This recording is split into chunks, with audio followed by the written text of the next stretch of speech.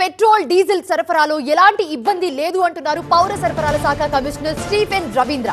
ఏవైనా సమస్యలున్నా ఇవాళో రేపో సర్దుకుంటాయని అంటున్నారు ఆయన. దేశంలో 70 రోజులకు కావాల్సిన నిల్వలున్నాయని స్పష్టం చేశారు.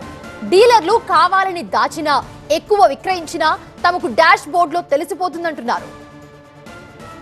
మరి ఇబ్బందులకు కారణాలేంటి, ఆయన ఏమంటున్నారు? మా స్పెషల్ కరెస్పాండెంట్ ఎలేందర్ వివరాలు అందిస్తారు. తెలంగాణ రాష్ట్ర civil supply commissioner Stephen Ravindra sir మనతో ఉన్నారు. ఆయనతో మాట్లాడదాం. సార్, ఇప్పుడు పెట్రోల్ కొరత మరోసారి నో స్టాక్ బోర్డులు పెట్రోల్ కొరత ఉంది అనేది బయట బారులు తిరిగినటువంటి పరిస్థితి కనిపిస్తుంది. నిజంగా ఎగ్జాక్ట్ పరిస్థితి ఎట్లా ఉంది సార్ మన దగ్గర? మనకి తెలంగాణలో ఇంధనం అంటే ఫ్యూయల్ కొరత అస్సలు లేదు. పెట్రోల్ అయినా కావచ్చు, డీజిల్ అయినా కావచ్చు, చాలా ఎడిక్వేట్ స్టాక్స్ ఉన్నాయి. మనకి పబ్లిక్ ఎట్లాంటి ఆందోళన చెందవలసిన పరిస్థితి లేదు. ఇప్పుడు నిన్న చూస్తేనే మనకి నార్మల్ యావరేజ్ ఏదైతే సప్లై ఉంటుందో అది 13,000 KL ఉంటే మనము 30,000 KL వరకు మనము సప్లై చేయడం అనేది. సో అట్లానే నిన్న చూస్తే మనము ఒక మోర్ దెన్ 3,100 వరకు ట్యాంకర్స్ సప్లై చేశాము హైదరాబాద్లోని అండ్ రెస్ట్ ఆఫ్ తెలంగాణలో. సో ఎట్లాంటి ఇబ్బంది లేదు.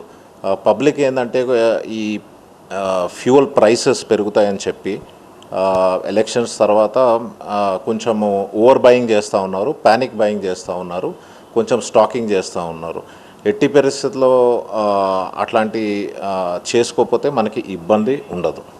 అంటే ఇప్పుడున్నటువంటి పరిస్థితుల్లో ఈ రీజన్ కారణంగానే కొంతమంది డీలర్లు కావాలనే స్టాక్ ఆపుతున్నారు అనుకున్న వార్తలు కూడా బయటకు వస్తున్నాయి. సో అట్లాంటి విషయం పైన మీరు ఎట్లాంటి మానిటరింగ్ కావచ్చు, వాళ్ళపైన ఎట్లాంటి ఇంటరాక్ట్ అవుతున్నారు వాళ్ళతో పాటు? ఇప్పుడు ఈ ఓఎంసీస్ ఉన్నారు, డీలర్స్ ఉన్నారు. ద ఎంటైర్ సిస్టమ్ ఏదైతే ఉన్నదో అంతా ఆటోమేట్ అయి ఉన్నది, అంతా డిజిటైజ్ అయి ఉన్నది.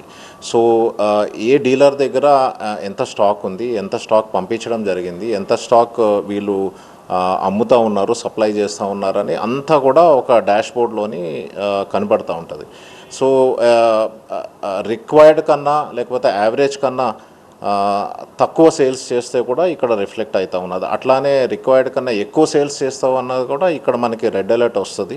సో అట్లాంటి ఇబ్బంది ఏం లేదు. ముందు అర్లియర్ ఇయర్స్లో అట్లా ఉండేది, అప్పుడు సిస్టమ్ డిజిటైజ్ కానప్పుడు. ఇప్పుడు సిస్టమ్ అంతా డిజిటైజ్ అయి ఉన్నది. అట్లాంటి ఇబ్బంది ఏం లేదు. ఎవరైనా కానీ మనకి ఈ డీలర్స్ ఇట్లా హోర్డింగ్ చేస్తున్నా, బ్లాక్ మార్కెటింగ్ చేస్తున్నా ఇమీడియట్గా మనకి తెలుస్తూ ఉన్నది. అక్కడికి వెళ్ళి మనము మన సివిల్ సప్లైస్ టీం కావచ్చు, లేకపోతే పోలీస్ టీం కావచ్చు, లేకపోతే ఈ టాస్క్ ఫోర్స్ కావచ్చు, వీళ్ళందరూ పోయి అక్కడ క్విక్గా మనము ఇష్యూ రిజాల్వ్ చేసి ఈ సప్లై అన్నది స్మూదన్ చేస్తున్నాం. మ్యాక్సిమం ఈరోజు రేపటి వరకు అంతా సెట్ అవుతుంది. పబ్లిక్ నేను రిక్వెస్ట్ చేస్తున్నాను, అనవసరంగా పోయి ప్యానిక్ బయింగ్ చేయొద్దని చెప్పి. ఓకే, సో మొత్తంగా ఎట్లాంటి ఇష్యూ అయితే లేదు. దీనికి సంబంధించి మానిటరింగ్ అయితే జరుగుతుంది. స్టాక్ ఉన్నా కానీ నో స్టాక్ బోర్డు పెట్టినా లేకపోతే ఓవర్ సేలింగ్ చేసినా కానీ అవన్నీ కూడా మానిటరింగ్ చేస్తున్నాము. సో ప్రస్తుతానికైతే మనకి 70 నుంచి 80 రోజుల వరకు స్టాక్ ఉంది. సో ప్రజలు ఎవరు కూడా ప్యానిక్ బయింగ్ చేయకుండా, ఇతరులకు ఇబ్బంది కలగకుండా మన రెగ్యులర్ డైలీ వైజ్ కానీ పర్చేజ్ చేస్తే ఇలాంటి ఇష్యూ ఉండదు అనేది అధికారులు చెప్పినట్టు అనమాట. వీడియో జర్నలిస్ట్ నవీన్తో Elender Reddy, TV9 Hyderabad. Short visuals అన్నట్టు.